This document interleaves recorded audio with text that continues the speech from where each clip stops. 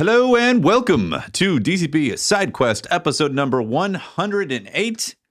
It's September. It's Labor Day here in America.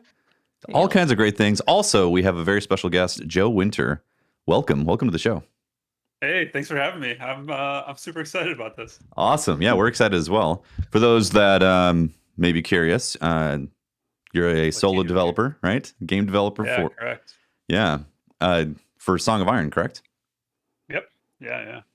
Yeah, very exciting. Well, we're going to have a lot to dig in here. So, interrogations. Yeah, it's interrogation style. Yeah. Get the lights ready. I got a question for you. First, can you explain the game just a bit, like a kind of little intro synopsis? Yeah. Song of Iron. I mean, I always hate describing it actually because I'd rather you watch the trailers because I feel like it's so hard to summarize something. Anyway, that's just me griping to myself. Song of Iron is a side-scrolling action adventure. It's a combat and story-focused game. I think to quickly get an image of what it is, it's a Viking version of Inside or a Viking version of Limbo. That's really the quick kind of example. Mm-hmm. And obviously, I think if you've played it, very, very clear inspiration coming from those games. Minus the warrior Viking murdering part. Yeah, but it's my favorite part. Yeah. It's a short, sort of 3-hour-ish experience. You know, a nice one night long movie kind of thing, and it's all about its mood. It's all about feeling empowered as much as possible and staying away from, I don't want to say tropes, but the gameplay is different in sort of a more dynamic way, a little bit more physics-based way than, say, God of War, which is really combo-based and all that sort of stuff. This is a little bit more free-flowing.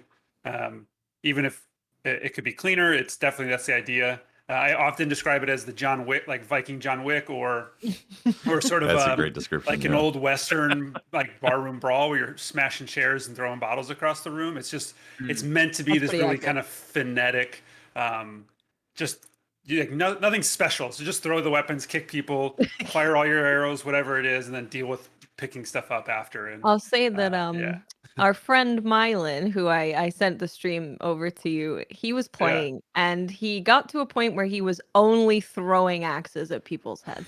Throw an axe, run, pick up the axe, throw the axe. That's all he was doing. Yeah, it's awesome. The axe, it's so overpowered, but it was just so fun. Like, I just had to leave it as it was. That's great. I became like connected to the weapons I was using. I was like, I don't want to get rid of this. This is my weapon. I've slayed so many enemies with this weapon. I can't get rid of it. I picked up a spear. I don't know. I feel like halfway through the game, and I just couldn't let it go. I just wanted to keep using it. And then on a second playthrough, I don't know. Is there a New Game Plus? Is there anything different on a second playthrough? You'll maintain all of your stats, like your health increase, stamina increase that you get along the way. You obviously start with all your armor, and so you can get charged up through the parts before you get it. Other than that, that's pretty much it. There's one area you can get to. I think it takes 2 playthroughs, maybe 3 playthroughs to have enough stamina to get to it. And there's a little, cheeky secret thing up there, but generally no.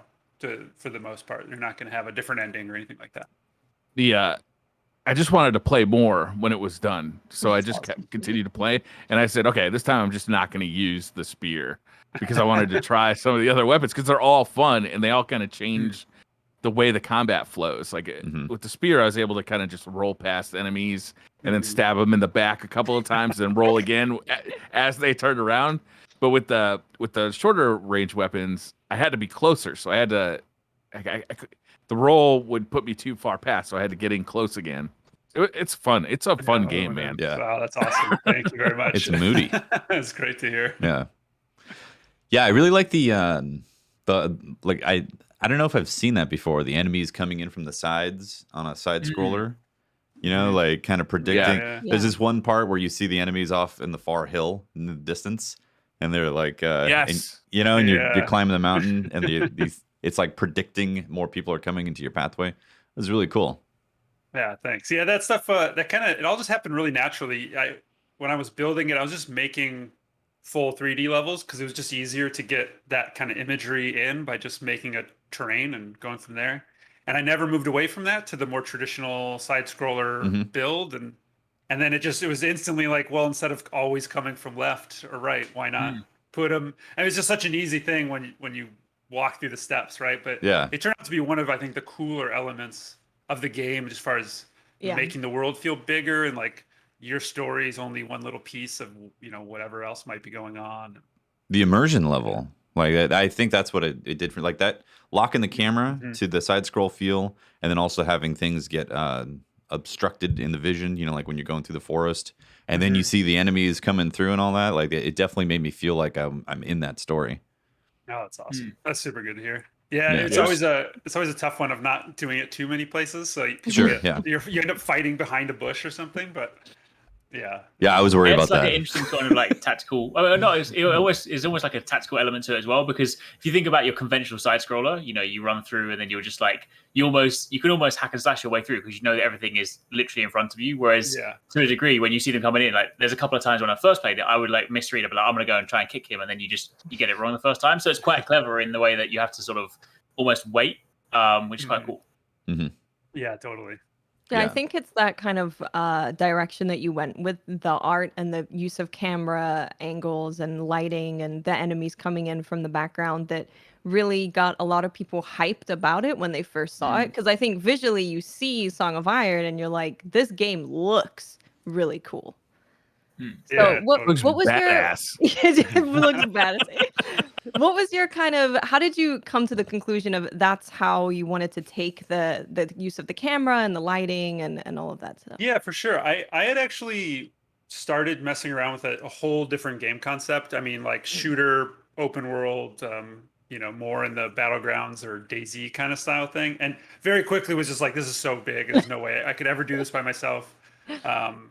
And so I was like, but I'm really having fun making this, and I totally want to keep going. So I just put all these really strict rules to make it achievable in any way. So it was like no multiplayer right away, side scroller, whatever, just because the math would be easier. It's only like, X and Y. I don't have to worry about the Z for the most part. And then a few other things like that. And so kind of quickly, which is probably why a lot of indies end up here. It's like side scrollers are, there you go. Like that is, you're just kind of reducing all this risk of the unknown in a lot of ways. And then from the art side, honestly, I'd grabbed a marketplace package from Unreal's thing and was just to start making some stuff, and it just sort of like worked on accident kind of the first time, and it just looked pretty nice. And I just put all this, my buddy had actually given me the idea of putting the camera like way back and then having it be a very zoomed in camera, so you get this kind of really flat effect, but compressed. Actually kind of like and it just made it look more cinematic. It's definitely more of a movie camera angle and camera perspective. And it's such a simple little thing. It's just like, back it up and zoom in. It'll look cooler. And it just does. And it just sort of like happened to work out in a lot of really good ways. And so without talking about I can't spoilers, take a lot of credit. without talking about spoilers, there's a part at the end where you use that effect against like a really big boss that is just so, it makes it feel so epic. Like a really cool moment. That's awesome. Yeah, the very cool. end. The end is crazy, man. I'm happy that people like it, because it was like, I was very worried about it. Not everybody loves it, but generally I think people like it. I loved it. I thought it was insane. I loved it. That's awesome. Glad to hear it. I can't wait for it. Now you got me just sitting here salivating for Song of Iron 2 now. Hopefully. That's the plan. That's absolutely the plan. I can't wait. Oh, it's good to know that that's the plan. Nice. That's cool. Yeah. It's always been, that was one of the things early on. Like I had the story, but it was, again, it's big. So I just instantly chopped it into 3 pieces. And like, here's a great first one. Tease everybody for the, this crazy other stuff that's going to go on in the future. And I love hearing that when people have like a full story written before. They don't like do part 1 and like end it on something crazy, and then they're like, okay, I got to figure out where this is going to go. No, definitely. Like the whole thing is, for the details, of course not, but like for generally the whole thing's mapped out. I know exactly where it's all going. And nice. So very excited. The game came out on Xbox and Steam. Is there any plans to do any other consoles like the Switch or the PlayStation? Right now it's an Xbox exclusive as far as consoles are concerned. So the only thing I'm worried about now is getting onto more PC stores. The future, who knows how that all works out timing wise, but Like Epic for the and moment, Microsoft, it's stuff only like that? Xbox. Yeah, I got to get to the good old games and Epic Store, and I'm not even on the Microsoft PC store yet, and I got to get on there also, Oh, and then that's I'll weird. be. Yeah, I So mean, it's still just another storefront and one person. Even doing the two is like terrifying feeling. Just the yeah, amount of work and yeah. I really want to highlight that fact and talk about the experience of like you're a solo developer, right? Yeah, so I had a composer and I had some help with sound design, but other than that, everything else it was built by me, done by me, and so on. Awesome. Yeah. So let's peel it back a bit with in terms of development. So you'd mentioned Yeah. Unreal, right? Yeah, Mhm. Unreal Engine, Yeah, all that. yeah. Yeah. So I imagine, wait, was it this the first time using Unreal Engine, or he had been using it in the past? And I had used Unreal 2. I think they skipped 3. I always forget. I had used like a pre-Unreal 4, the more public-facing nice one, Mhm. just a little bit, just like on my own, messing around. I never worked professionally in it, and then some friends of mine, we tried to do something like this. I don't know, 5 or 6 years. Oh my gosh, probably 8 years ago, and there was a little exposure into it, but again, it wasn't too much, and I was still just being an animator at the time, so I didn't do all the other things. Interesting. So you came from an animation background and then Yeah, yeah. started getting into coding. Yeah, for the most part, I've been animator in games for 15 years now, through a whole bunch of different games and stuff. And then I basically, for this project, learned Blueprints, which is the coding I use, which is Unreal Okay. Yeah. visual Mm. scripting stuff. hmm So the game is 99% Blueprint based, and That's amazing. That's really cool to hear. yeah, Yeah. and and then so it's just all that stuff. That's awesome. I feel like a lot of people look at Unreal and like they see the blueprint side. They're like, oh, there's some options in there, but like if you want to really develop, you need to know C++ and Mhm. have like the coding Yeah. side. But like you've released a game basically on blueprints. That's awesome. Yeah, yeah, pretty much. Yeah, it putting it onto the consoles and the PC stuff took a little code, but there's hmm great information out there generally, and people who made guides and stuff. So, Yeah, I feel like the but resources yeah. in 2021 is massive in comparison to say like 5 years ago. Oh yeah, it's crazy. And I mean, there's so much of like you need to do this tutorial 3 times and then do it the right way, which is definitely not how they did it. But like it'll get you in the right mindset of like where to go. Yeah. Um, but I mean, that sort of stuff makes me so excited for part 2 because I've learned so much along the way that some of my first bits of code are still in as like core features, and I really want to like gut them and do them the right way, and it'll be 5 times as efficient and all this sort of stuff. And like, I mean, I don't know if there's any engineers here or in the audience, but it's like I didn't know what an array was for half of development, and that's really hilarious. And like, that means I'm That's doing incredible. things not the right way for a really long time. That brings back horrible memories. Yeah, I used to do coding at university, and that was when I was like, I'm gonna go in a different direction. Yeah, and I mean, Blueprints makes it really easy. I just didn't know what it was, and then Sure. it becomes, it's like now start using this more like for all this stuff, and it's like that's so scary. Like I don't want to like mess all this stuff up by trying. So there's just so many of those things that are in there, and I've learned stuff right towards the end. That I'm like, oh gosh, I could have been using that the whole time. But that's Isn't just the that problem. How hard is it to balance that? Like you're obviously like looking forward to starting the next game, but you're also you mentioned before the show that you're still supporting this game. Yeah. How hard is that to balance? Like, are you just going to support this game until you just can't do it anymore, or until you feel like everything major is fixed, or like how do you do that? Yeah, that's going to be a tough one. I'm going to have to kind of play it by ear. I definitely have sort of mentally committed 3 to 6 months to just this one right now. Mhm. And some of that will be getting it on to the other stores, which will take, a bit of work and stuff. But I just, it's also a great time to fix systems that I want to use in the next game anyway. And I might as well do it on this game because that's all going to transfer over. Yeah. So I can make sure it's running really well. People who get excited for 2 once that's all officially a thing, and they can pick this one up and hopefully be more happy with it than at launch and all that kind of stuff. And it's definitely a weird balancing act. I think if I do it all right, most of the effort will be sort of like I'm working on part 2 while Mhm. cleaning up and polishing 1. I'm going to do my best, and it's been sort of the mentality of all development to not waste a lot of work, which can happen. You know, if I do a ton of work here, knowing I'm going to throw that system out, that would feel really bad. So Right, of course. I'd Yeah. rather say like climbing is going to get fixed, but it's going to take 3 months because I'm going to redo it, you know, versus fixing little bugs along the way for it. So that'll be the weird. We'll see how everything rolls out and how it goes. But that's kind of that's my soft idea. Yeah. Yeah, I was wondering what it's like to manage the scope and time management when you're a solo dev, because you know you hear it all the time in AAA studios, and they're like, "Yeah, we have all these cool ideas, but I can't do any of them because we don't have the time to do any of it." So, what is that like as a solo dev to manage scope and everything? Yeah, it's I actually found it easier, weirdly enough. I think because I was always the one choosing the thing that was most important versus, you know, Right. when I was at my bigger studios, it'd be like, you know, I'd be in my corner going like, I could spend some time on this also, but that would mean like unthinkingly that would affect like 5 or 6 more people because audio would have to be Right. something, you know, there'd be an engineering request, so on. But you know, I think very quickly it was easy for me to say, oh, it'd be so cool to add this thing, and then I'd be like, ooh, but then I'd have to do this and this, and nope, it's not.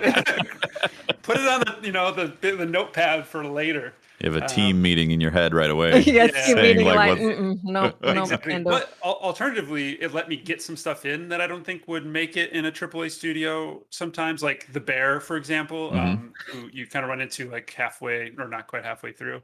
Yeah, At fuck a that. AAA, he's tough. Dodge a roll. I ran away. I ran away. I cheesed. Hey, I it's an cheesed that bear. Yeah, the fair was fun, but that's a thing that a AAA studio would take like 6 months, not like a constant work, but like, should we do a bear? Let's design it. Let's try stuff out. It would go through all these things, Hmm. and I kind of just thought to myself, I really need something that's not just another Viking in this spot. I need a new enemy just for a little bit.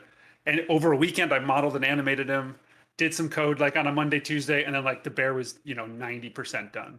And that's the thing cool. that you can't do at a AAA studio that an indie can just go, all right, let's do it. And just, you know, Yeah. simple. But now there's a bear in the game, and otherwise there wouldn't be. So, Yeah, and it made the environment feel more dangerous, knowing that it's not just these Vikings coming at you, but like the elements of nature are trying to kill you too. yeah. No, it's Yeah, great. totally. And that's what I wanted. And I would love more, you know, it's like I have a half-built deer and a crow that like it was so close to getting in, and I was like, you just had to cut them at some point. But Sure, yeah. that like the crow, those would be great ones to add in to the game as is. I mean, it'd just be it's not like you're hunting, you just see it, and it would just make the world feel even more living and all that Right, kind of yeah. stuff. But what type of timeline was it for developing the game? Like, did you have quite a bit pre-thought before you actually officially started? You know, like or Not a ton. I mean, I really just started animating this character that I quickly built, and just if you go on the YouTube channel and go way back, right? I did like a tweet recently of like a before and after, and I had this like ragdolly guy that was sort of like half gang beasts, half inside, and thinking that could be funny, but obviously changed a lot. But I just animated him, and I just started running around in this sort of really simple world, and it was this bit of like an art first mentality, because just the idea of it's like there are good side scrollers, so it's not like I have to discover side scrolling the game Right. genre. So I thought it would be nice to sort of identify the visuals of my game first while I just started getting some stuff working and getting developed, and I'm just an artist and like by nature, so I just sort of that's really easy to just tinker around all day and not think about versus banging my head against code that at the time I barely knew anything about. And then how I long ago showed- was that actually? Like, So I spent 2 years on it. I think Okay. my first post, which is probably a few weeks after I started, was in like July of 2019. Okay. And then I mean, so then it just came out. So just barely over 2 years to develop. Nice. Just That's pretty great. fast. That's very Yeah. fast. I was gonna Yeah, say. that Feels is. weird. I was also working for 16 of the months of that, which is actually Wow. weird. So it's like 80-hour work weeks for a while. Yeah, of course. God. Yeah. Wow. I really get maxed out at like 15, 20 hours a week. Yeah. It was- 20 hours a week, need it a was- nap. It was, Okay. yeah, it was. One of the things that struck me about this game right away is the main character. The way he seems like he's like a rock that's just rolling forward and nothing can stop him. Like the way his head kind of like hunches forward a little bit, and he kind of stomps as he walks. He's just so like he makes you feel so powerful in the like. Can you explain like how you kind of develop that feel? Like it just feels so The weight, different than the anything else gravity. I've played.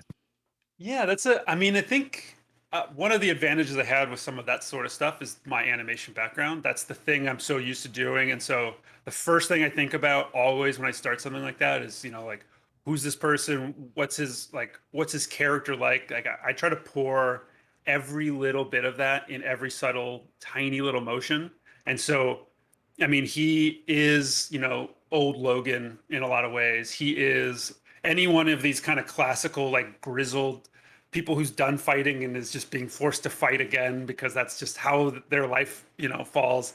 And so he get this very like not wanting to do it hunch and just like he just knows he has to keep going. He's not like a proud person who would be way more chest up, Right. and that he's just like I just have to go. Like, but he's not mad about it. He's just like, this is how things work, is the mentality. And that just goes into every little piece that I can get it in. And There's certain moments like after like something major happens where he'll like fall and he'll kind of like have to catch his breath and then he'll get up and just like kind of continue on. It's just so badass. no, that's awesome. I'm glad you like those. That was like, yeah, I really wanted just the feeling that you weren't just this superhero, like after doing a big thing, it like took a lot out of you. And Yeah. meanwhile, your stats are going up, but like that's the game side, and we try to hide that as much as we can. Very little UI, but yeah, I'm glad those stood out. That's awesome. How'd you decide on like that part of it? Like with the UI is like really minimal, but it gets what you need to know across, and like how the health kind of regenerates on its own. How'd you decide on all that stuff? I really just kind of had this basic concept of simple is better, and I tried to stick with that in every place I could, and I tried really hard to have no dialogue, and some of the concepts I struggled doing that, and so there's just like there really is only a little bit. I think there's like 800 total words in the script, and They're good ones. yeah, thanks. And yeah, UI, I was like, can I do no UI? Arrow count is basically just how many feathers you can see in the back. Right, And yeah. the weapon is literally the weapon you have in your hand. What's the health of your shield? How damaged does it look? And then I couldn't quite 100%, so you get these little bars. So everywhere I could, I just went simple. And I hoped that, and based on how you guys are responding, like it feels like that worked pretty well. I'd say so. It really Yeah. kind of lets you experience it for yourself. I try not to overly prescript anything in it either. So Yeah, but- the systems I think it worked out really well. Like I think it so, just yeah.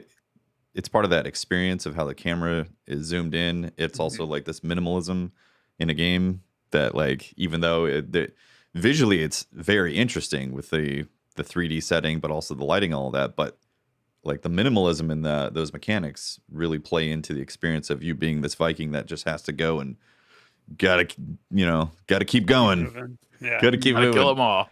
Yeah, totally. And I looked at a lot of old games like Ghouls and Ghosts, I think it's called. Yeah. Prince of Persia, like the 2D sprite one. Mega Man X, weirdly enough, but for like how they did gear basically in that, and it was just. I mean, it's the same as mine. It's like, here's the helmet. Cool. Now you are a little bit more Mega Man X, and then you get all this stuff, and now you're the full version of it.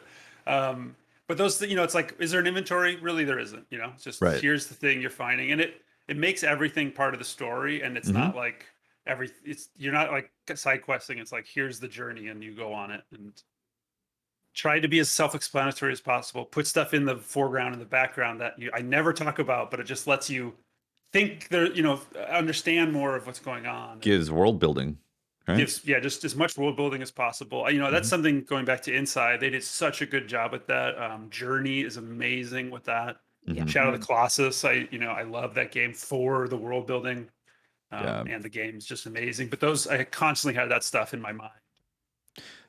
So question on platforms. Obviously, with the minimalistic nature of it, it would play well with like an iOS or Android type of stuff. Did you avoid that because just time? For time, for sure. I think I'm going to have to figure out how to make it way more performant for a phone or something to handle. I think I mean, my hope honestly is that with Xbox's streaming stuff, that I can use Xbox as the pathway Mm. to iOS and stuff, and so people Interesting. Yeah. can play through there. But Hmm. it's definitely something I need to look into more um, eventually. But Sure. I'm Yeah. very worried about how I will make it performant in any meaningful way on those. Optimization seems to Yeah, be one of yeah. those. It's I'm already. I hard. know it's Tough. yeah, it's tough. I'm working on a patch now to make it even better for the lower end Xboxes. But Cool. yeah, Yeah. it's the endless battle. Yeah, It for really sure. is. And in terms of like Game Pass, like any thoughts on Game Pass? Would you consider putting on Game Pass or no? Yeah, totally. I'm all for Game Pass. I think it's an awesome program just in general from a consumer side, Hmm. and I'd be super happy to be on Game Pass with Song of Iron. It's I know people ask me about it all the time because it's like the thing, like is well whatever, but is this game on Game Pass? Yeah.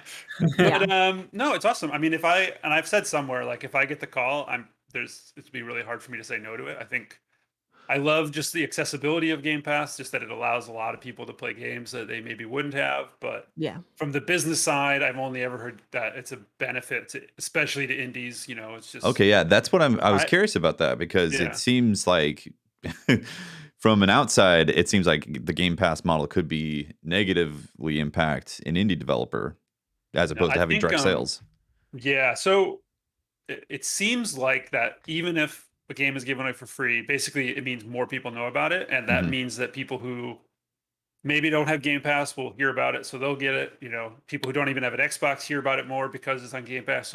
So Steam sales go up, Interesting. um, and there's a deal that comes with Game Pass. So like they're like paying you a success ahead of time is the idea. Hmm. Some not model like that.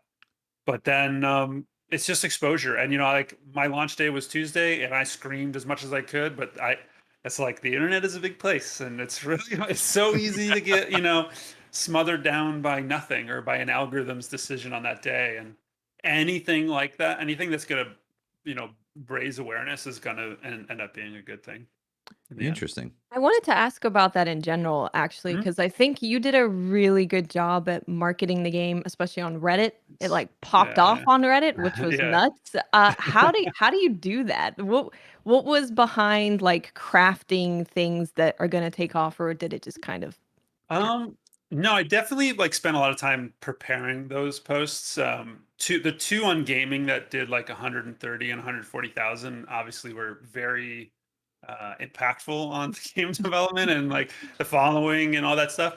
But it was just understanding that more than most places, Reddit is a place that is flick through like crazy. And Right. so I think in the first second, I had the troll running out from behind the guy, instantly cutting to drop kick, throwing an axe. I just spammed all of the things that like I thought were cool, like really, really quick. And so then people stuck around long enough for the rest of it, right? And beyond that, I don't really know what it was. I had a buddy who's got a totally different style game. It's way more like Minecraft and farming and stuff. And I like recut his Reddit thing, and he hit front page too. I don't know if I Wow. should be like doing this professionally or You're like, something. Joe needs to but, become a marketing but, expert yeah, you're again. like hacking into the marketing I side of really people's feel, brains. yeah. It's amazing. But I posted everything on Monday mornings. Was all three of those were Monday mornings too, which I don't know why, but seemed to work well. No Hmm. one wanted to post there, so there was some dead space for something fun. Yeah, And it seems like it's the beginning of the week, so a lot of news outlets and stuff are looking for, what's been mhm, announced at the beginning of Monday. I know I see on yeah, Twitter just like a bunch of things pop up of the release date, reviews, trailers. yeah. Um, Nobody yeah, wants to so work, so they're all yeah, on Twitter and stuff yeah, instead everyone's because like they're like, Monday. Ugh, no, no, no.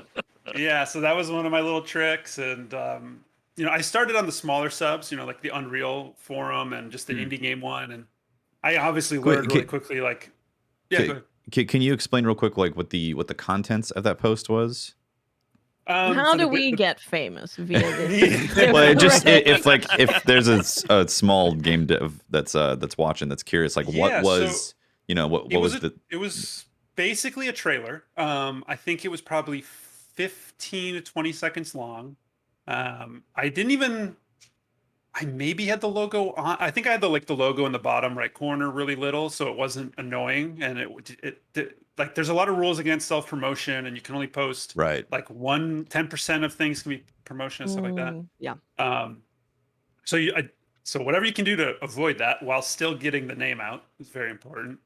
But it was just instant action, just pretty much the whole way. One little thing was maybe a little slower, like a walk to be dramatic, and then right back to action for the end. And then it was a GIF, so it just looped, and it just never felt like it ended, you know. And it So really you- just So you posted action something like piece. that on the Unreal subreddit, and then you said So like I- game in development or something like that.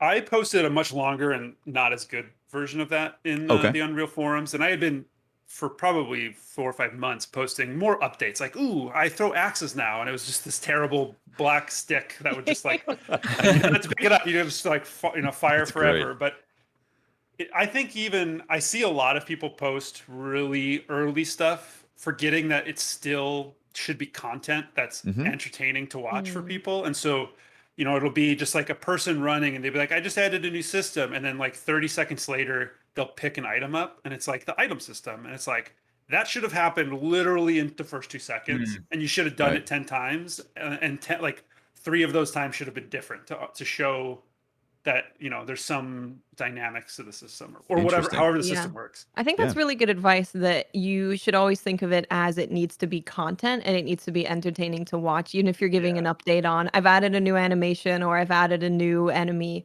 Making it always be interesting to watch is really good advice. Yeah, I think Okay. I was gonna say, yeah, it's so easy. You see it all the time of just like the real slow start to something. And like Halo can do that, and Elder Scrolls can do, like, there's places where you're like, okay, I'll watch the long start trailer for you, but like no one cares about us, and so you have to give them what they need right away and hope that they care about it. You have to tell them what it is instantly.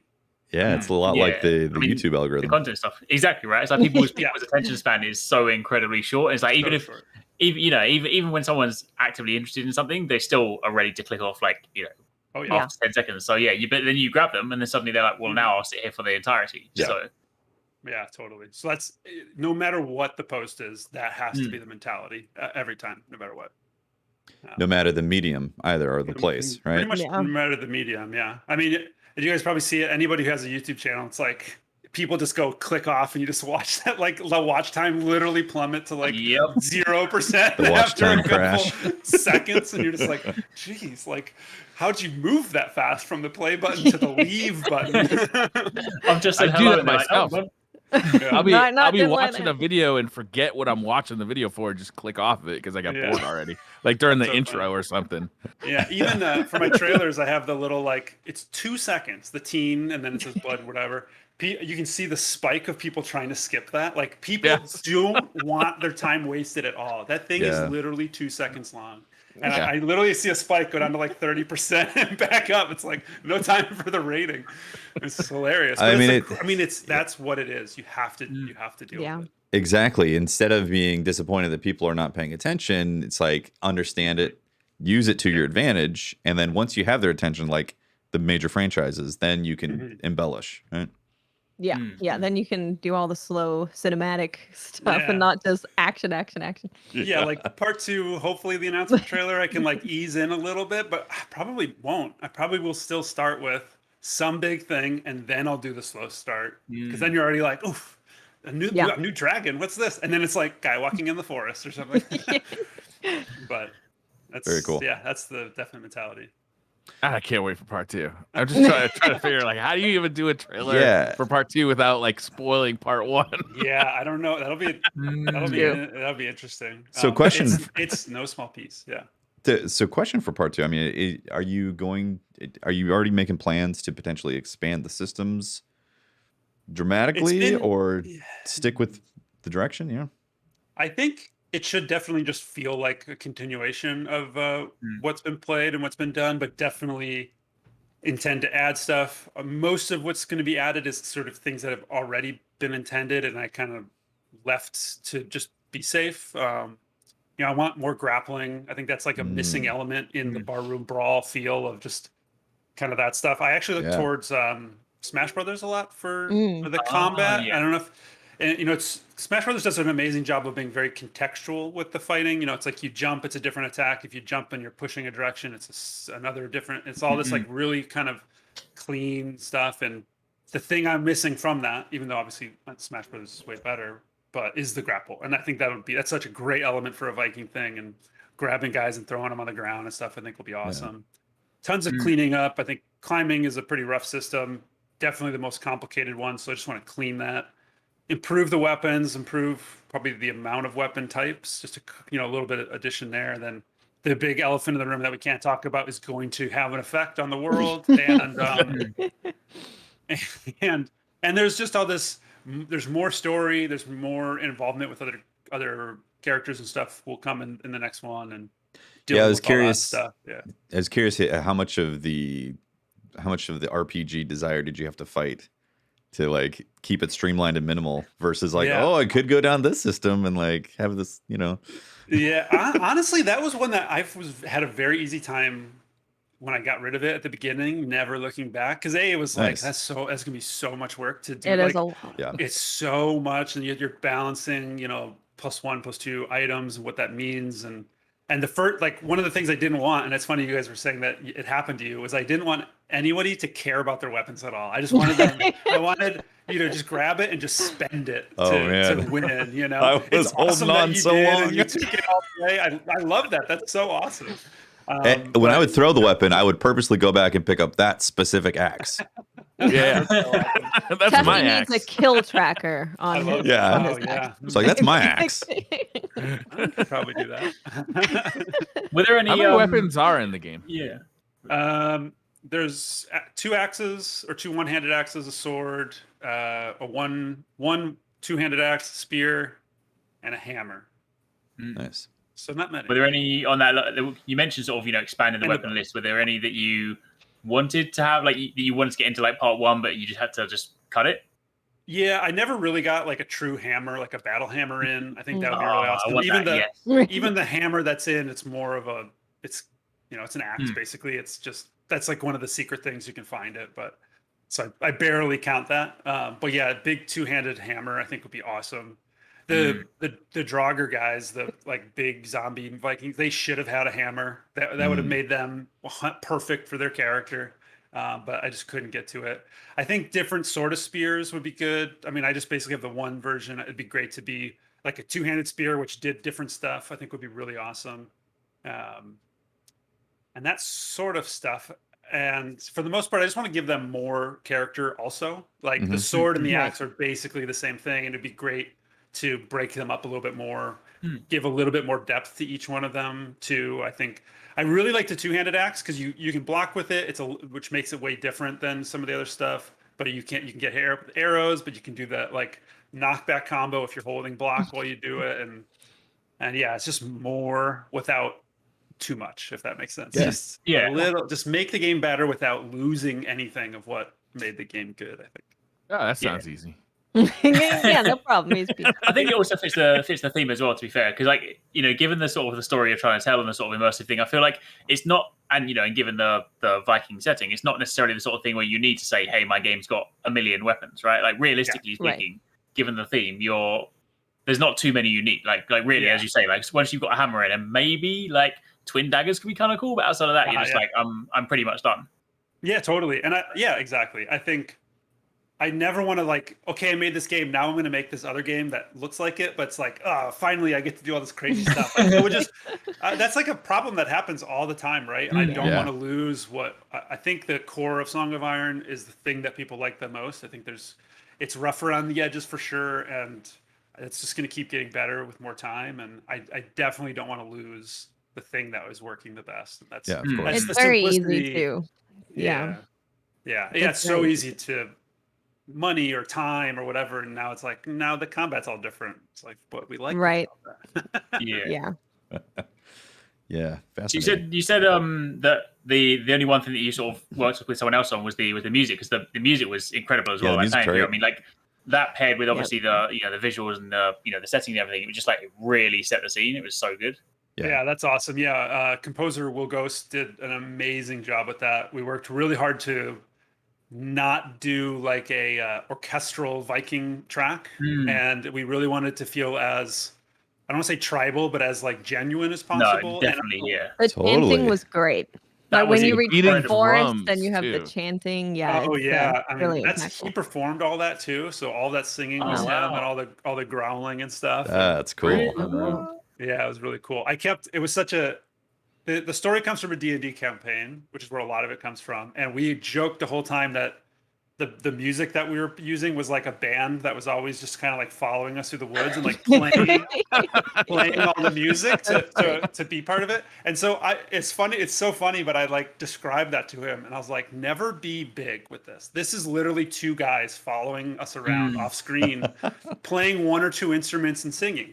And that made it feel the right scale for what was going on a lot of the times. And obviously it gets bigger in some places and it is a little bit more orchestral, but it works in those places, and everything else is like, it just is like maybe two people and a guy singing or something. And yeah, some of my favorite parts just walking through like the dark forest, and when you just hear the the chanting in the background, it's just like it kind of gives me that sort of like the Senate of Sacrifice, kind of that eerie, that really like especially after I've met the bear, and then suddenly the music it starts getting really. I'm just like, I don't trust anything anymore in this game. That's awesome. That's great to hear.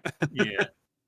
Very cool. When you were starting with the creation of the game, did you get people to early on come in and give you feedback on what was happening? Yeah, I had I was making builds for friends and stuff that were in the industry or just that I was working with and stuff, and kind of sending it to them. Not too much. I mean, friends only will play an early game so many times, and so there was a lot of just sort of trusting myself that I was kind of headed in a good direction. I did a demo in December of last year, 2020, as part of the Game Award show. Oh, yeah. And that was pretty cool. That was like the first really public kind of play of it. And I learned a ton. You know, everybody hated certain things and really liked other things. And so I tried to fix as much of that as I could. And then the Steam Fest, which is where I think you found me. And Yep, Steam Fest was great.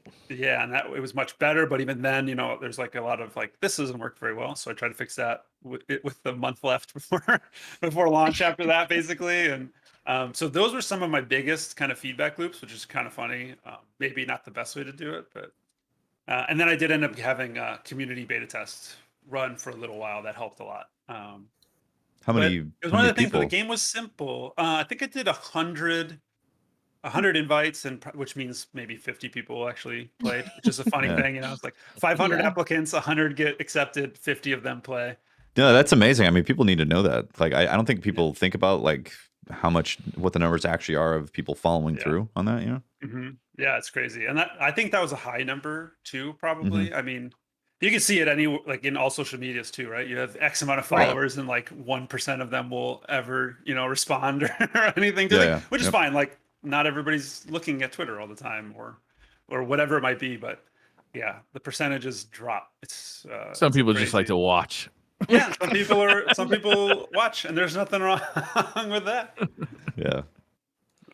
What made you settle on Vikings? And like when you settled on it, what kind of research goes into making a game that, you know, is based on a very well-known historical group of people? Yeah, I think for the most part it was sort of a simple decision because the D&D side of it, like my character was as Viking as it gets. I think Game of Thrones was still good then. Which they weren't Vikings, but like you can see some Jon Snow in the character. Oh yeah, for sure. Yeah, absolutely. It doesn't take much to see. There's definitely Norse Snow, influence in there. Yeah, some Snow. It's just, you know, with some Norse stuff, and I think, you know, it wasn't the biggest thing yet. God of War had come out, but that was kind of it as far as like big Viking games. So it felt fresh still. Like it felt like there was a lot of room for games to be in that world.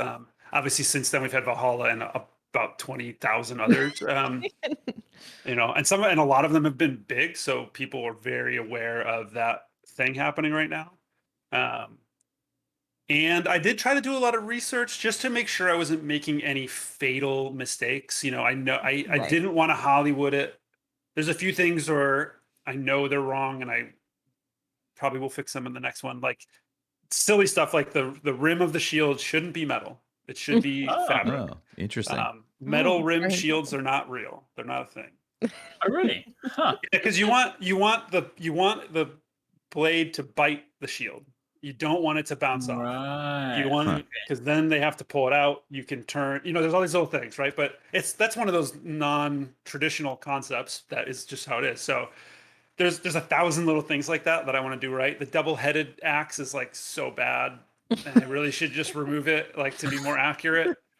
But it just looks cool, so it's hard. It's like It's I very probably cool. will next time. I think I'll maybe or something like it'll have a spike instead of a full second axe head or something. But Interesting. So a double-headed axe head is extremely inauthentic for yeah, it actual is very Viking times. inauthentic. Yeah, and I tried to keep the axe heads like pretty appropriately sized. They're definitely bigger for this, and that's only because of the size on screen. Mhm. If I was closer, I would have made them smaller to be more accurate.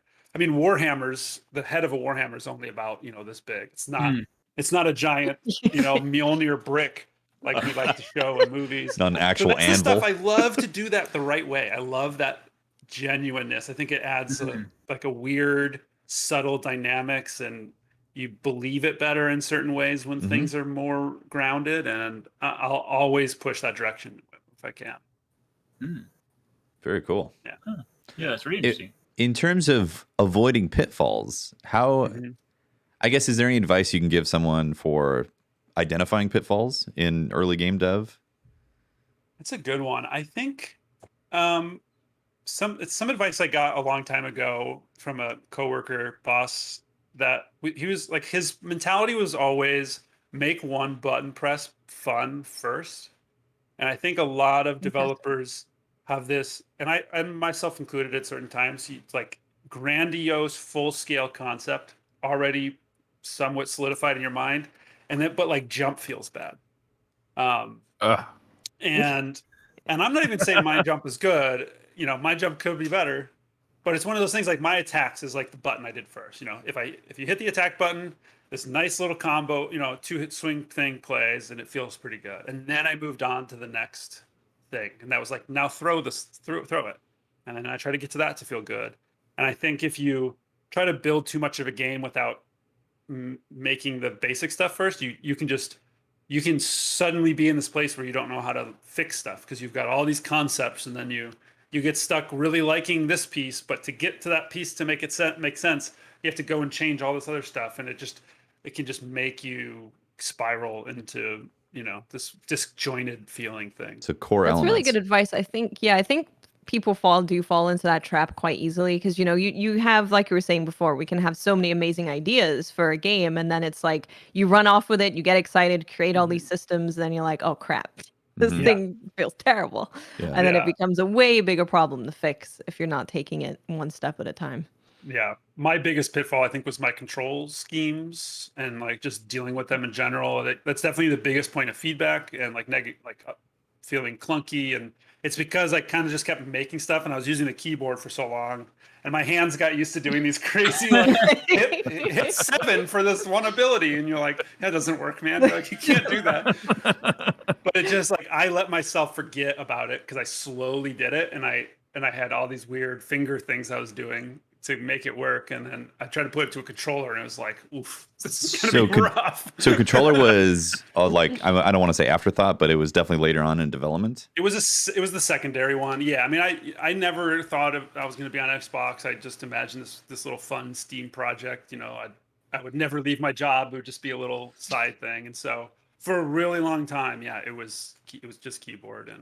But even the keyboard, like I was still doing these crazy, like, I was like running with my middle finger on S so that I could reach 4, and like it was just. But I just did it for so long, I didn't even realize I was doing this crazy claw play style. And that's funny. Wow. So That's great. yeah, so warning to everybody. Can you kind of dive in a little bit further into like the leaving your main job part of that, and like the risk involved with obviously totally. Following your dream? Yeah. It was a really long decision. I think me and my wife talked about it a ton. Really wanting to make sure that there was some good chance of moderate success as best as you can tell. And so I was there until December. So whatever that amounts to in the time, it's like 16 months I worked both of them.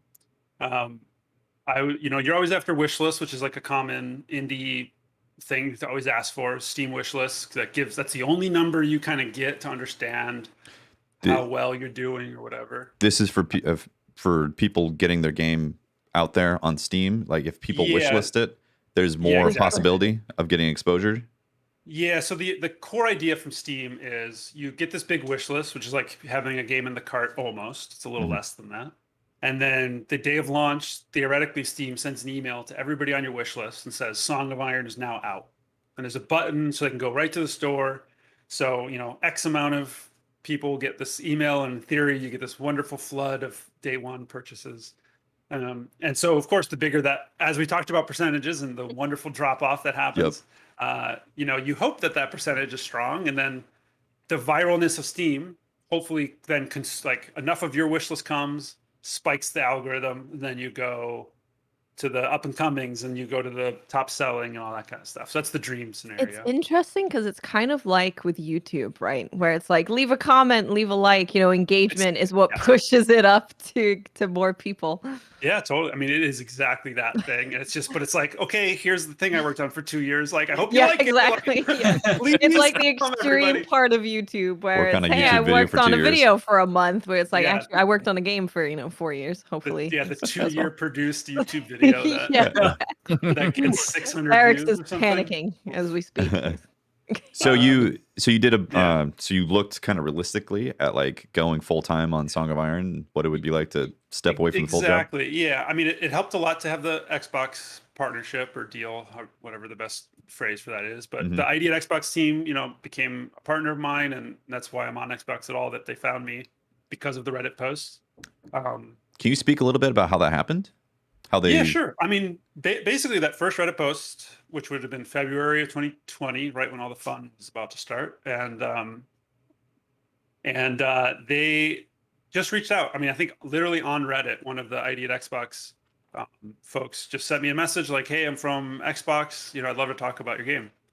And it took like 3 months. There was some back and forth, and I got them a build so they could check, play it, and that process is probably normally longer and a little tougher depending, but I think because, they were like, you have all this game background, so that's going to help us feel really good about this. Like, yes, you don't have a game you've already done, but like you've done games before, like not independently. You ship titles with AAA studios. There's some, I've got experience in the field and stuff. And I gave them a one-sheeter pitch and then like a full, I don't know, it's probably 15, 20 page pitch of what the whole thing was going to be. And then we just sort of came to an agreement. And then I was on Xbox. That's cool. Nice. And that gave you the launch pad to go full time on it? It definitely was a big part of it. It wasn't it wasn't enough to just walk away instantly or anything like that, but it definitely was like, well, this really helps. And it's the reason I have a composer. It's the reason I have a lot of the stuff I have. And then those wishlist numbers hit. I mean, it's the research out there is so hard because Steam doesn't just share, and one wish list doesn't equal one wish list on another game. It's like any viewer or any follower. There's all this extra little hidden values. But I set these numbers that were supposed to be really good, and like this is generally a good success. Like if you're in this range, and I started hitting those, and it was like, okay, I think we can do this. And then walked away from a wonderful job. But our listeners definitely need to know what you where the past was. Yeah, I was at 343 working on Halo Infinite before. Nice. I'd been there for 6 years. I did like a year and a half of Halo 5, and then from then I'd just been there since.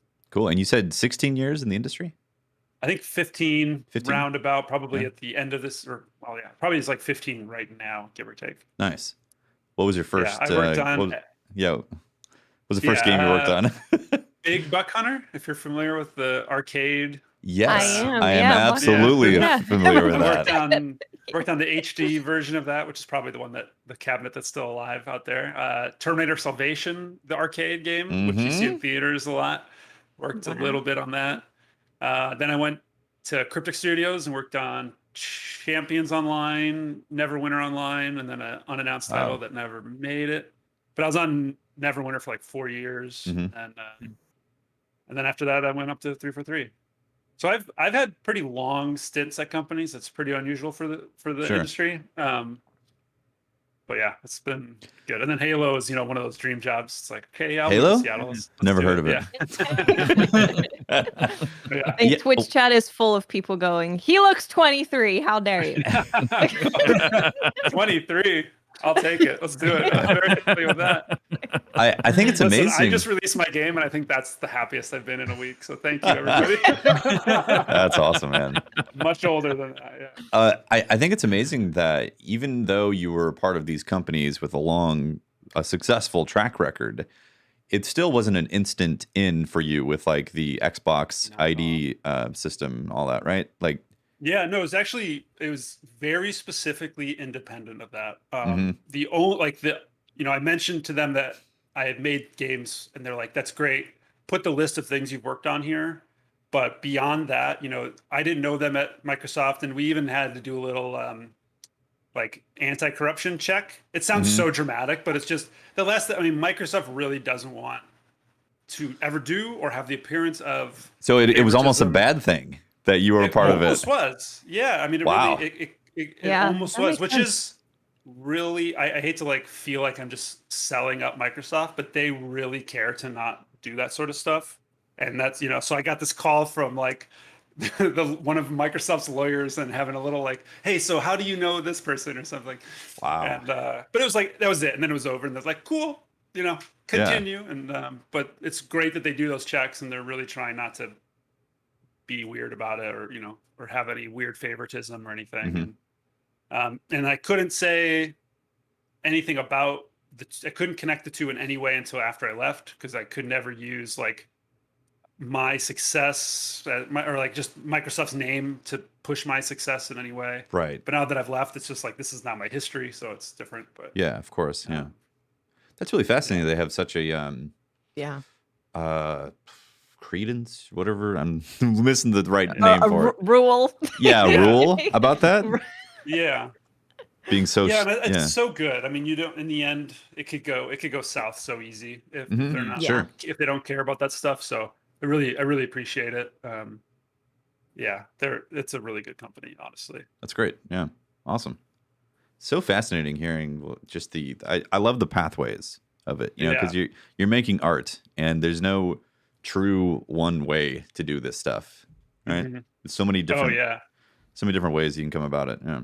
Yeah, I mean, it's so much like what you guys are doing. I mean, it's almost no different, in aside from the actual medium or like what I present. I Mhm. think the stuff that I go through to get people to see it, it's so similar.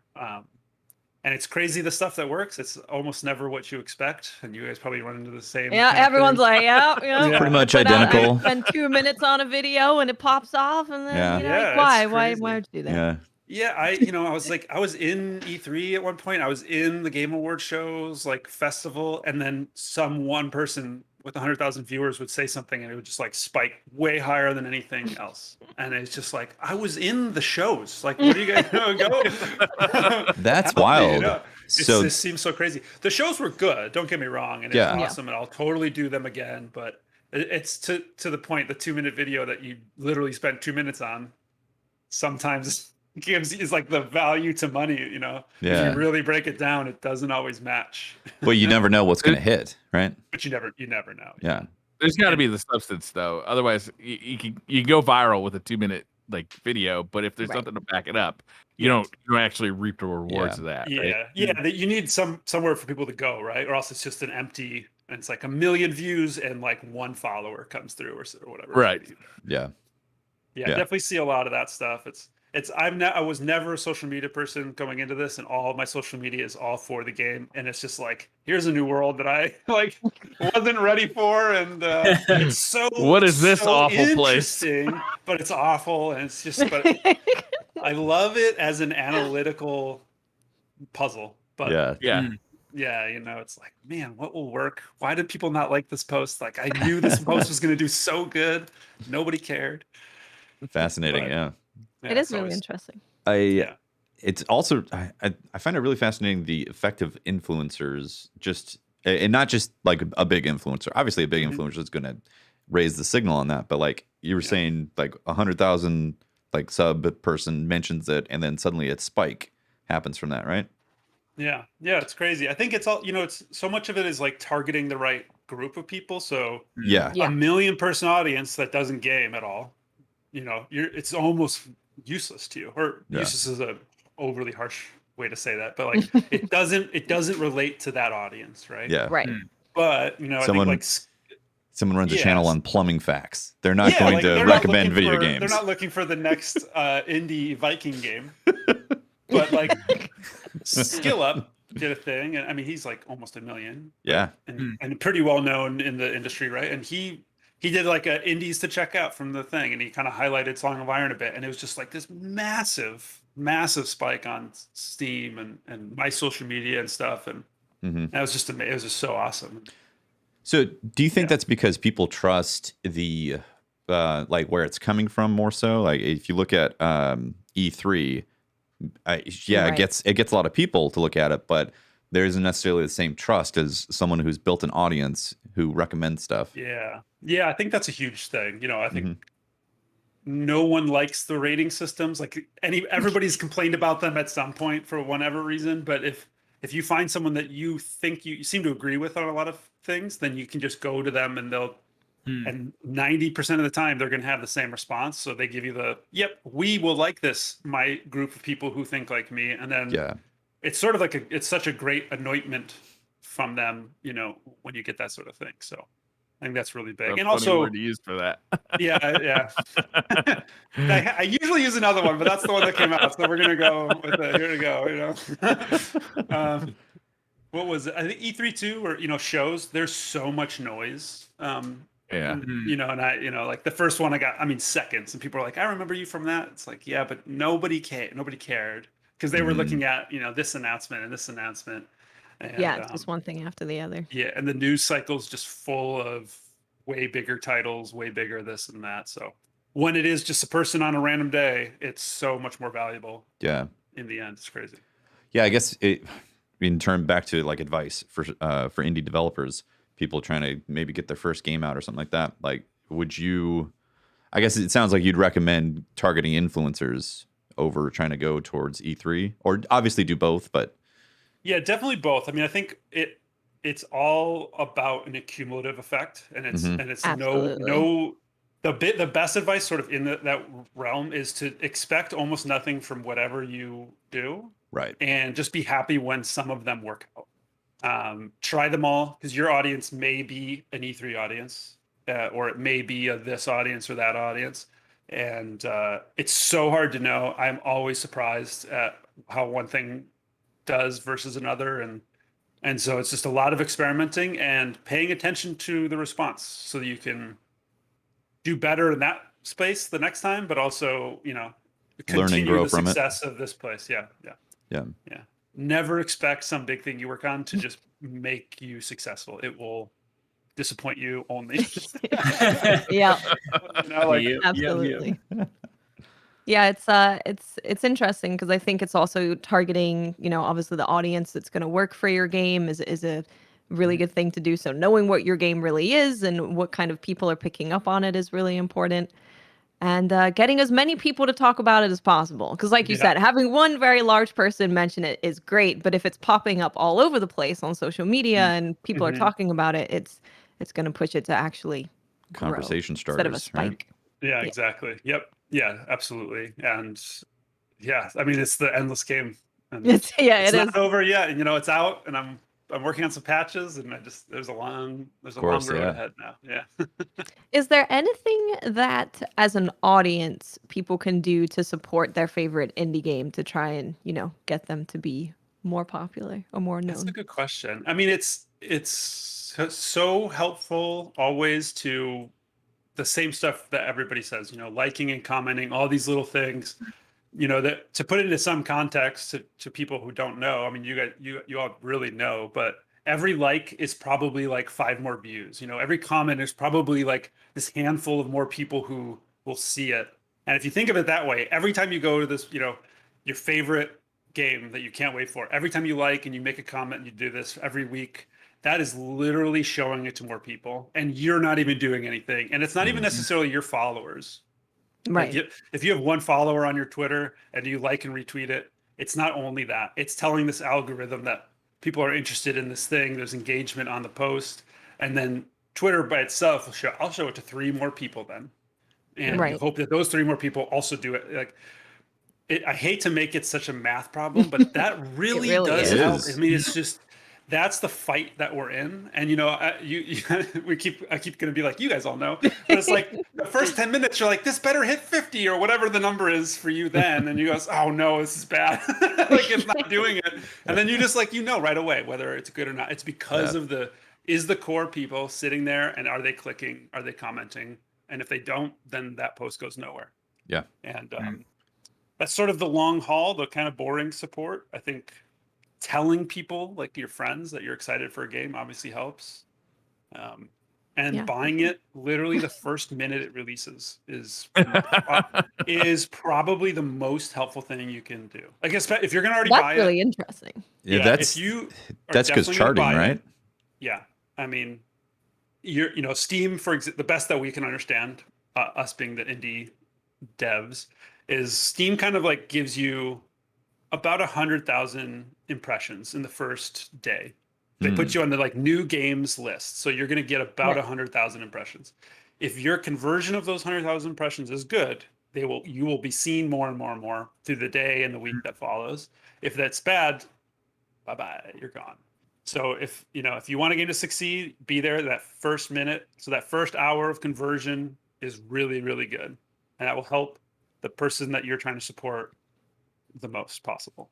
Wow, that's really interesting. Because I wouldn't, and I mean, all the stuff we can kind of guess what would help push a game, but being there right away, does that work with pre-orders? Like if you pre-order a game, I don't know. I would imagine it helps, but I expect that pre-orders sort of hit at the end, like as part of launch day. But I don't totally know. Just be waiting there by the computer for the second that it goes live. I mean, and then really, it it sounds so silly, but it's like if you've got 5 minutes and it's supposed to come at 10, just refresh. Oh my gosh! Like, and then leave reviews. Like the difference of what Steam will show, mixed to a mostly positive, which is just is the next thing up, is a massive amount, and then positive, and then very positive, and it's like the biggest thing ever because it's the least done thing, right? Like, I had X amount of purchases. Again, we watched the percentage fall, and then reviews. It's like I have 120 reviews right now on Steam. That's nothing, right? Like that is, as a number of social medias, like 150 is a nothing number. And if that was 200, I mean, that's such a different thing. Interesting. Especially for positive. Absolutely. So it's those, every little piece of thing, every little few minutes you give to someone, it's massive. It's massive. Yeah, I think what's interesting is from a gamer's point of view, there's it's games, right? Like, but they look at AAA titles and it's like some massive corporation that they're like, sure, whatever, it doesn't matter. My review is not going to matter to this AAA company, but to a indie dev, this is, it's the difference of being able to be seen. Yeah. Be able to be seen on Steam, right? Yeah, absolutely. It's so big, and I don't want to gripe about the system too much as I've like now learned about it more. But it's like early bad reviews hurt really bad, and you have to play for like 20 minutes before you can leave a review. So the first like 6 reviews were bad, and I'm thinking, well, if anybody likes it, they're just playing it right now, and they're not like stopping at the 20-minute. They don't get the alert. So literally, my first few reviews were bad, and that really hurt day one because, now I'm right away into this kind of bad place, and it's since very much recovered. It's in mostly positive now, which I'm very happy about. But it's like, no, stop it, like, hold this for a day. What's going on? Wait 24 hours. It's good. The feedback's good. I try to read them when they're not being mean and make notes and figure out how to fix stuff. But day one is not so fun. If you have a bad opinion, just wait. Just wait a little bit. Just wait a little bit. Just a little bit. Let it simmer. Yeah. Just let it simmer. It's the unfortunate reality, isn't it? It's that, like, if someone's enjoying it, as you say, they're gonna be busy, but then the second someone's marginally disgruntled, they're just like, Yeah, I'm going to take to my keyboard. It's like, oh, come on, Yeah, man. yeah. Especially that first hour. Oof, yeah, that's all you get for the first hour. So, Wow. so those are the things to help, and That's good to know. it's not a ton of work theoretically, but obviously every little bit of effort when it's not your thing is a lot of work. So it's extremely appreciated. I guarantee you, anybody, myself included, sees just watching one review go up is just like, oh, thank you so much. And it's I think cool. I think it's really good to call that stuff out because I think it's a similar principle in content creation to like getting people to say like and subscribe. Like a lot of people will be like, oh, it's a weird thing. Like, why do you have to ask for that stuff? But I think a lot of people will often forget. You look at like Amazon reviews, like a lot of the time, if you enjoy something, you don't necessarily. It's not a natural progression for you to be like, I'm going to leave this. So I think it is important for people to, if as you say, like if you're watching it and you genuinely have been looking forward to a game, then do go that extra mile because it only takes like a few seconds. And people are more often than not, they're happy to do it. They just need that reminder because I create content and I'll still occasionally forget to hit like on a video, right? If someone says totally. You hit like, so yeah, I think definitely, like if you're, because you often get like a nice sort of like really dedicated following behind it. So if anyone can do that stuff, then it's big. Yeah, and it's all towards making the next game, and exactly. It's definitely rough around the edges. Song of Orange not perfect. I'll never claim anything like it. And part of the journey is learning from this one, and the next one will be better, and that one will be rough around certain things, and then the next one, and all the support that I've gotten, and being on shows like this, which are really fun to be on. I want to keep doing that, and Cool. any little bit of support like that, like building content on YouTube and stuff, it's all really nice to have the people behind it. And this game is not mine anymore. It's now everybody's, right? And so I want if you want more of it, got its own life I want now. more of it. And so now we work together to make that happen. Very cool, man. Nice. Yeah, it's really interesting. Well, we Especially definitely hearing the journey as a solo developer and how you manage your workflow and how you manage what the hell do you even put in the game when it's just you thinking. Actually, on that topic, like what is it? I mean, because the thing is, when you get in the middle of development, like obviously it's going to consume all your time. Like what is your average work day like hour wise? Are you like literally morning till night, or are you? When I was leading up to launch the last 5 or 6 months, I'm an early person, so I was probably up at like 6, if not a little earlier sometimes, and then I would go till 5 or 6. So it's like a pretty monster 10-hour, 12-hour day. The best part is that I really like doing this, and obviously sometimes it's a little bit more like work than other stuff, but and the closer to launch, the less game making I was doing and more other stuff. And but that said, I mean, I just absolutely love it. I love the discovery and creation and learning that is part of this. And when you solve a problem, like when you're playing a game, it just is the best feeling when you get through some hurdle, and I just can't wait to do more of it. But yeah, it was a pretty gnarly. I mean, it was worse when I was doing both.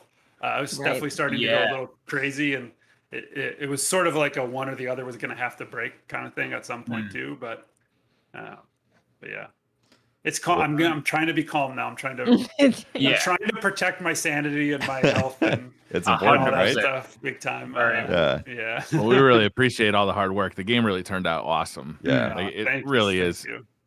It's just such a fun game to play. And it's a beautiful game. The camera angles and the lighting and everything are really, really, really striking. Awesome. Yeah. Thank you so much. Yeah, congrats. And that end, man. I can't wait to see what happens. Briar's like, make the second game, damn it. What are you doing on podcast? Get to work. I can't wait. Oh man. Yeah, it's I can't wait. I mean, I am so excited for what is next. And I'm so curious. Like I want a few more like weeks to go by, and then just to I want to hear what people think is happening. I've heard a few people like giving me a breakdown of what they what they think's going on, and it's pretty fun. Yeah, it's awesome. I'll have a spoiler cast or something at some point. Yeah. Well, cool, man. We really appreciate the candid viewpoint into the just solo game dev environment. It's really cool. Yeah, I love it. I think I've always liked watching how stuff was built, and I always like the real side of it, not the Saturday Night Live version of it or whatever, or or the talk show version of it. And so I'm always yeah, that's just what I always want to hear. So that's what I'm given. That's great, man. It really is fascinating. It makes it to where I think people are interested to hear about it, even if a game isn't necessarily for them, but they want to hear about the story of making a game, because it really does seem like everyone's story is vastly different. Yeah, So it's interesting to learn about it. Yeah, totally, absolutely. Cool. Well, I think that's this episode of SideQuest, right? It is indeed. Awesome. Unfortunately, we're all out of time for Joe's spoilers on Halo Infinite. He was gonna spill the whole beans. He was gonna spill all the beans. Now it's done. But unfortunately, we're out of time. If you want to know, you've got to play through Song of Iron first and leave your review. And then exactly. Yeah. It unlocks a secret menu in the game after you leave a positive review. an iron helmet. Oh man. Well, thank you so much, Joe. We really appreciate you coming on and sharing the details. It was really cool. Yeah, thanks for having me. That was a blast. I love it. Awesome. Yeah. Seriously. Well, where can people find more info about the game if they are just now discovering it? Yeah. On the show? Twitter, or my handle pretty much everywhere, is at Song of Iron. Songofiron.com will take you to anywhere you need to go for getting it, if that's how you like to find stuff. But Steam and Xbox is where the game is now, and it's out. So if you check it out, I really hope you like it. Yeah. And if, let's say, they're a PlayStation only person, any potential months In or the not future, happening? in the year. It is currently an exclusive for Xbox. Oh, that's right. Oh, Yeah, is you there did going to be mention a that. physical release? That's one of those things where I would love to. I think that would be really cool, even if it's like a super limited run or something. Yeah. We'll see how things go.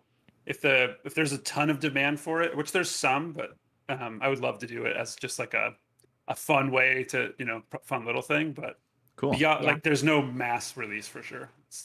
Have an actual axe shipped with it. Yeah, right. It was like, I got these horns that I was sending out in the song. Oh, that's cool. Those are cool.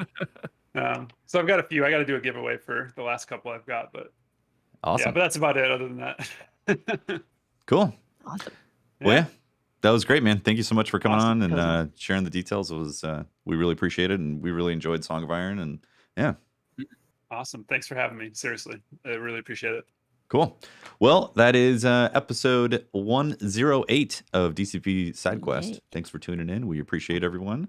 Appreciate our Patreons and our Twitch members, subscribers, all that stuff. And we'll see you soon for another episode. All right. Yep. Thanks, everybody. Take it easy. Bye. Bye, guys.